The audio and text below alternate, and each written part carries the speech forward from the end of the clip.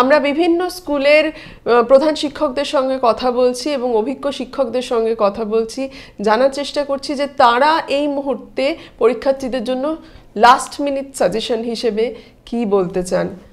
আনন্দবাজার অনলাইনে আমার সঙ্গে স্কটিশ চার্চ কলেজিয়েট স্কুলের হেডমাস্টার রয়েছেন বিভাস সান্যাল স্যার। স্যার, আনন্দবাজার অনলাইনে আপনাকে স্বাগত। Thank you.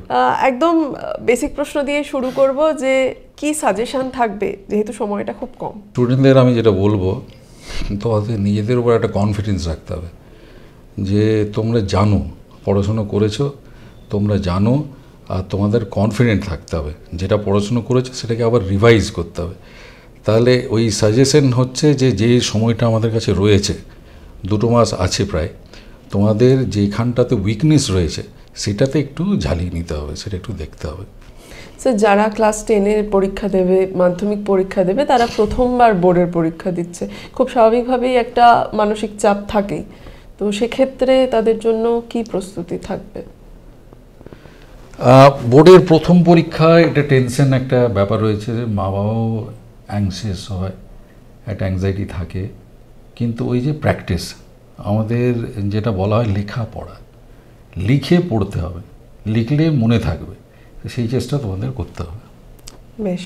আর যারা ক্লাস 12-এর পরীক্ষা দিচ্ছেন তাদের তো উচ্চ মাধ্যমিক পরীক্ষার পাশাপাশি আরও একাধিক ধরনের পরীক্ষা থাকে, বিভিন্ন কম্পিটিটিভ পরীক্ষা থাকে, এমনকি স্নাতক স্তরে পড়ার জন্য অনেক জায়গায় অ্যাডমিশন টেস্ট দিতে হয়, সুতরাং একটু আলাদা পড়াশোনা তাদেরকে চালাতে হয়।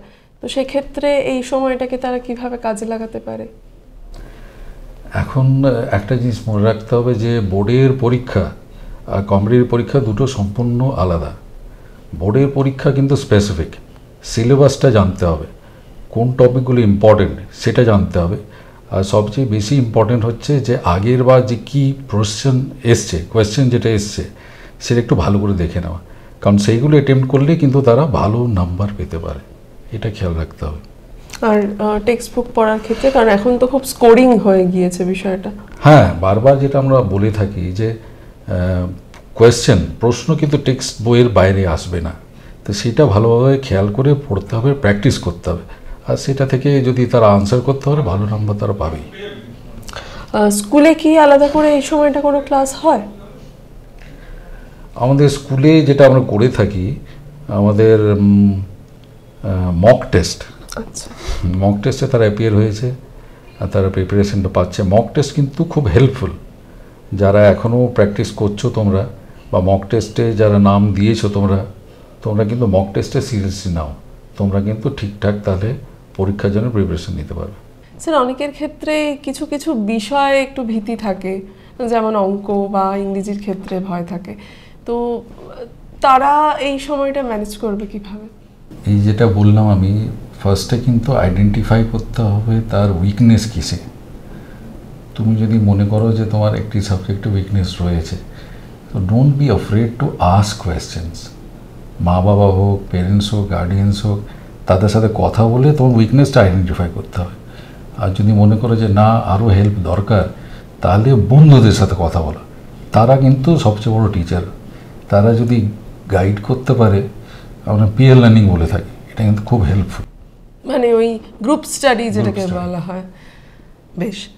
আর এক ধরনের স্কুল চলাকালীন এক ধরনের রুটিন থাকে, রুটিনটা বদলায় যখন এই সময়টা মোটামুটি বাড়িতে থেকে পড়াশোনা এবং পড়াশোনার একটা চাপ, সেক্ষেত্রে আপনারা কি বলে থাকেন? যে এই ব্রেকটা কাজে লাগানোর একটা ব্যাপার থাকে, সবাই এই সময় একটু চিন্তা থাকে যে আমরা কিভাবে পড়বো, কিভাবে ব্রেকটা কাজে লাগাবো, কিন্তু যেটা আমরা বলছি যে একটা রেগুলার রুটিন, টাইম মতো একটা পড়া, সেটা যদি একটা করে ফেলা যায় তাহলে কিন্তু সেটা খুব হেল্পফুল হয়, খুব তাদের একটা আইডিয়া পাওয়া যায় যে আমি কীভাবে এগোবো, উইকনেস আইডেন্টিফাই করা আর তারপর সেটাকে ওভারকাম করা, এই চেষ্টা করতে হবে, তাহলে পারবে তারা। বেশ। আমার শেষ প্রশ্ন, মাধ্যমিক এবং উচ্চ মাধ্যমিক পরীক্ষার্থীদের জন্য আপনার কি বার্তা থাকবে একজন শিক্ষক হিসেবে?